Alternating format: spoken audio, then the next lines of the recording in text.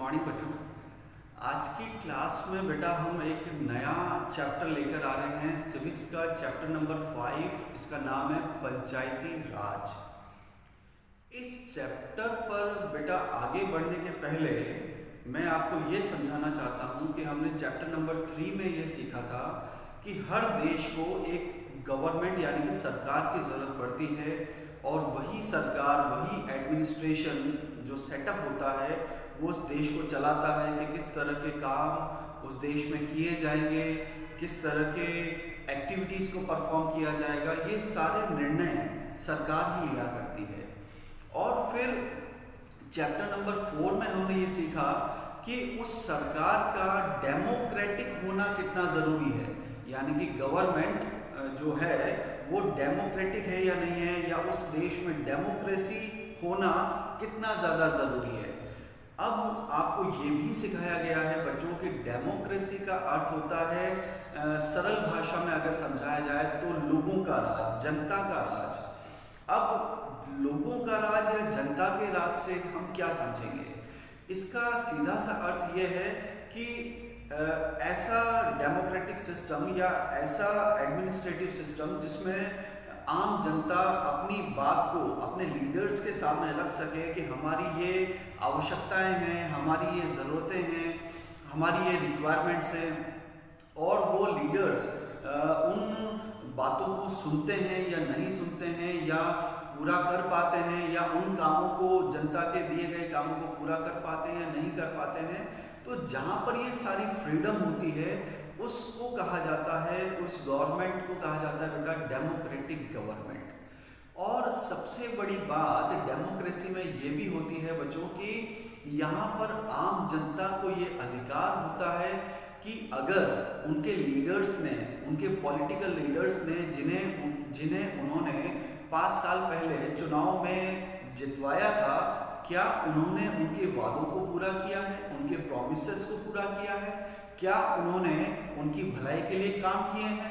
अगर ऐसा है तो 5 साल के बाद वो उन्हें वापस से वोट देकर, वापस से जब इलेक्शंस आते हैं, 5 साल बाद जब इलेक्शंस आते हैं तो वो उन्हें जीत दिला सकते हैं, है ना। ये सबसे बड़ी खास बात होती है। और अगर उन्होंने उनके वादों को पूरा नहीं किया है, उनके लिए किसी भी तरह का कोई अच्छा काम नहीं किया है, तो वो किसी और कैंडिडेट को, यानी कि और कोई जो कैंडिडेट उन्हें लगता है कि यह उनके लिए अच्छा काम कर सकता है, उनकी बातों को सुनेगा, उन्हें अच्छे अच्छे काम करके देगा, तो वो उस नए कैंडिडेट को भी वोट देकर जीत दिला सकते हैं। तो ये सबसे बड़ी खास बात होती है बच्चों डेमोक्रेटिक गवर्नमेंट की या डेमोक्रेसी की। अब जब बेटा हम भारत जैसे बड़े देश की बात करते हैं तो इतने बड़े देश में काफ़ी ज़्यादा मुश्किल हो जाता है लोगों की आवाज़ को सरकार तक पहुंचाना, या यूँ कहें कि डेमोक्रेसी में ज़रूरी है कि लोग सरकार तक पहुंच सकें, या यूँ कहें कि सरकार लोगों तक पहुंच सके, है ना। क्योंकि भारत बेटा इतना बड़ा देश है जहाँ पर अगर मान लीजिए 100 या 200 की जनसंख्या होती या पॉपुलेशन होती, तो देश को चलाना या लोगों की बात को सुनना या समझना काफ़ी आसान होता है। लेकिन भारत ऐसा देश है बच्चों जहाँ पर लाखों में नहीं, करोड़ों में नहीं, अरबों में जनसंख्या है यहाँ पर, है ना। तो इतने बड़े देश में जहाँ पर सबका रहने का तरीका अलग है, सबकी लाइफस्टाइल अलग है, सबका जीवन अलग है, सबका काम करने का तरीका अलग है, सबका ईश्वर से कुछ मांगने का तरीका अलग है, रहने का तरीका अलग है। तो जब इतने बड़े देश की बात की जाती है तो लोगों का सरकार तक पहुँचना और एक सरकार का लोगों तक पहुँचना काफ़ी कॉम्प्लेक्स प्रोसीजर हो जाता है। इसके लिए कुछ यहाँ पर हमारे इंडिया में, यानी कि इंडिया भी एक डेमोक्रेटिक नेशन है बच्चों, यहाँ पर भी डेमोक्रेसी है, इसलिए भारत में इस काम को आसान बनाने के लिए कि सरकार भी एक एक व्यक्ति तक पहुँच सके और आम जनता भी सरकार तक पहुँच सके, इसके लिए एक अच्छा सा एक सिस्टम तैयार किया गया है। वो मैं आपको एक चार्ट के थ्रू, एक डायग्राम के थ्रू समझाने की कोशिश करता हूँ। जैसे भारत यानी कि इंडिया जो सेंट्रल लेवल पर वर्क करती है यहाँ पर गवर्नमेंट, है ना। और इंडिया को खूब सारे स्टेट्स में डिवाइड किया गया है। अब जब भी ये स्टेट्स बच्चों डिवाइड किए जा रहे थे तो किस बेसिस पर स्टेट्स को डिवाइड किया गया, मतलब आज के पहले हम चैप्टर्स पढ़कर आए हैं बेटा डाइवर्सिटी, और डाइवर्सिटी का मतलब होता है अलग अलग लैंग्वेजेस, अलग अलग कल्चर्स। तो लैंग्वेज को आधार मानकर, भाषा को आधार मानकर राज्यों को बनाया गया, यानी कि एक ऐसी जगह जहां पर एक ही तरह की भाषा बोलने वाले खूब सारे लोग रहते हैं उसे एक पर्टिकुलर राज्य बनाया गया, है ना। जैसे अगर मराठी भाषा बोलने वाले लोग हैं तो उसके आसपास के सराउंडिंग एरिया को महाराष्ट्र, यानी कि मराठी लैंग्वेज बोलने वाले लोगों को महाराष्ट्र वहाँ पर नाम दे दिया गया। कहीं पर अगर गुजराती भाषा बोलने वाले लोगों की ज़्यादा जनसंख्या थी तो उस राज्य का नाम गुजरात रखा गया। पंजाबी भाषा बोलने वाले लोग थे तो वहाँ पर पंजाब नाम रखा गया, है ना। तमिल भाषा बोलने वाले लोग थे तो वहाँ पर तमिलनाडु राज्य रखा गया। तो जिस प्रकार की भाषा थी उसी प्रकार की भाषा के आधार पर राज्यों का गठन किया गया। तो जो एक देश है उस देश को सबसे पहले किसमें डिवाइड किया गया बच्चों, राज्यों में, यानी कि स्टेट्स में। तो इंडिया पर या इंडिया के लेवल पर, देश के लेवल पर जो गवर्नमेंट काम करती है, आपको पिछले वाले चैप्टर में सिखा कर आया हूं मैं, उसे क्या कहते हैं बेटा, हम सेंट्रल लेवल गवर्नमेंट कहते हैं। और जो राज्य के लेवल पर, अगर स्टेट के लेवल पर गवर्नमेंट की बात की जाती है तो उसे हम कहते हैं स्टेट लेवल गवर्नमेंट। अगर एट प्रेजेंट हम बात करें कि भारत में कितने राज्य हैं तो इसका हम जवाब देंगे there are 28 states and 8 union territories. अभी एट प्रेजेंट भारत में बेटा 28 स्टेट्स हैं और 8 यूनियन टेरिटरीज है, हाँ ना। ये मैंने आपको एक एक्स्ट्रा जानकारी दी है, फिलहाल यहाँ पर इसकी जरूरत नहीं पड़ेगी। अब राज्यों को भी एक बेहतर, राज्य भी बहुत बड़ा होता है अपने आप में, है ना। तो राज्यों पर भी बेहतर नियंत्रण के लिए, बेहतर कंट्रोल के लिए उन्हें फर्दर जिलों में डिवाइड किया गया। और जिलों को ही इंग्लिश में कहा जाता है बेटा डिस्ट्रिक्ट। क्या कहते हैं हम उन्हें, डिस्ट्रिक्ट्स कहते हैं। डिस्ट्रिक्ट को, यानी कि जैसे आप हमारे राजस्थान का ही नाम ले लीजिए, है ना। एक राज्य है, हम जिस राज्य में, जिस स्टेट में रहते हैं वो कौन सा स्टेट है बच्चों, राजस्थान। तो राजस्थान इन 28 राज्यों में से एक राज्य है ना। तो इस राजस्थान को भी फर्दर किसमें डिवाइड किया गया है, डिस्ट्रिक्ट्स में डिवाइड किया गया है। अगर हमसे पूछा जाए कि राजस्थान में कितने डिस्ट्रिक्ट्स हैं, क्या आप जवाब दे सकते हैं बच्चों इस क्वेश्चन का कि how many districts are in Rajasthan? तो इसका करेक्ट आंसर है there are 33 districts in Rajasthan. कितने जिले हैं बच्चों राजस्थान में? 33 डिस्ट्रिक्ट्स आर इन राजस्थान।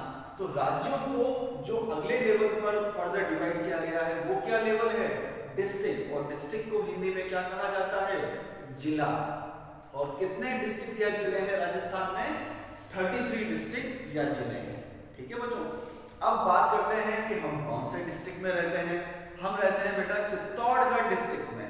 लेकिन चित्तौड़गढ़ डिस्ट्रिक्ट भी अपने आप में छोटा नहीं है, अपने आप में ये भी बहुत बड़ा एरिया है।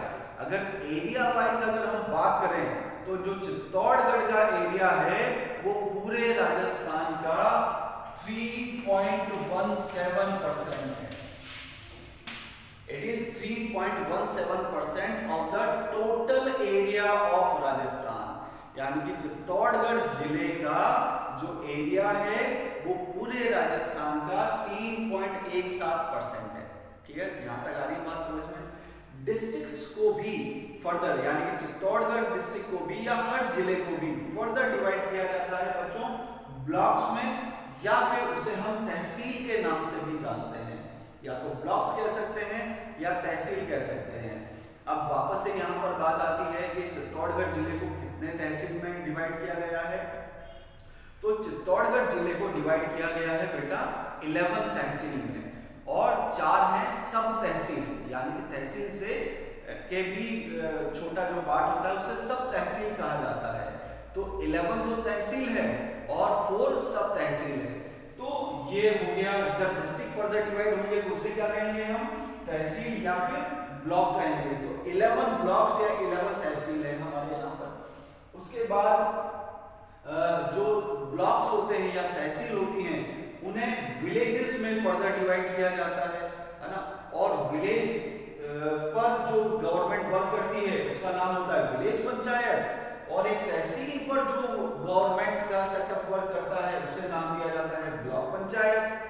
डिस्ट्रिक्ट पर जो वर्क करता है उसका नाम दिया जाता है जिला परिषद, है ना। हमारे चित्तौड़गढ़ में भी जिला परिषद का कार्यालय है, ऑफिस है, देखा होगा आपने। जब हम सिटी की तरफ जाते हैं, है ना,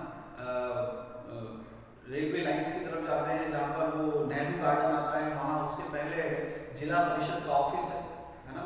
आपने देखा होगा बच्चों इस चीज को भी। तो districts are divided into blocks and blocks are divided into villages. और डिस्ट्रिक्ट पर जो गवर्नमेंट का सेटअप है उसे क्या कहा जाता है, जिला परिषद। ब्लॉक्स पर जो गवर्नमेंट का सेटअप वर्क करता है उसे क्या कहते हैं हम, ब्लॉक पंचायत। विलेजेस पर जो वर्क करता है उसे कहा जाता है विलेज पंचायत। तो कितनी विलेज पंचायत है, यानी कि डिस्ट्रिक्ट में 11 तहसील आ रही है, चित्तौड़गढ़ जिले में 11 तहसील हैं, और एक तहसील में कितने विलेजेस बनेंगे, है ना, या कितने गांव आएंगे उसमें, उसे तो हर गांव पर एक पंचायत होगी। तो यहाँ पर भी एक इंटरेस्टिंग फैक्ट बताना चाहूंगा बच्चों कि हमारे यहाँ पर 11 पंचायत है ना, 11 पंचायत समिति आ गई है ना इन द चित्तौड़गढ़ डिस्ट्रिक्ट। तो ये तो एक जनरल नॉलेज वाली बात हुई। तो हम, आपके मन में क्वेश्चन आ रहा होगा कि हम कैसे डिसाइड करेंगे कि ये सारे विलेजेस इस ब्लॉक में या इस तहसील में गिने जाएंगे। बच्चों जो भी विलेज पंचायत होती है वो डिपेंड करता है कि वो गांव छोटा है या बड़ा। अगर मान लीजिए वो बड़ा गांव है, बड़ा विलेज है, तो उस पर एक विलेज पंचायत होती है। लेकिन अगर कोई छोटे छोटे गांव हैं, है ना, 10-10, 20-20 घर वाले छोटे छोटे गांव हैं, तो उन 3-4 गांवों को मिलाकर एक विलेज पंचायत बनाई जाती है। ठीक है, तो उस विलेज पंचायत जितनी भी होंगी, यानी कि जितनी भी विलेज पंचायत होंगी, उन सबके ऊपर जो गवर्न कर रहा है, उनको कंट्रोल कर रहा है, उस बॉडी का नाम क्या है, ब्लॉक या तहसील। जितनी भी तहसील हैं उनको जो गवर्निंग बॉडी है उन्हें कौन कंट्रोल कर रहा है, डिस्ट्रिक्ट। डिस्ट्रिक्ट के ऊपर जो है उन्हें कौन कंट्रोल कर रहा है, स्टेट। स्टेट को कौन कंट्रोल कर रहा है, नेशन, यानी कि देश। तो इस तरह से बच्चों हमारे देश में आम जनता तक पहुंचने के लिए, यानी कि एक एक व्यक्ति तक पहुंचने के लिए, ताकि व्यक्ति की बात, आम जनता की बात सरकार तक पहुंच सके और सरकार की बात हम लोगों तक पहुंच सके, इसके लिए ये एक सिस्टम बनाया गया है। I hope you all have understood this. Thank you so much.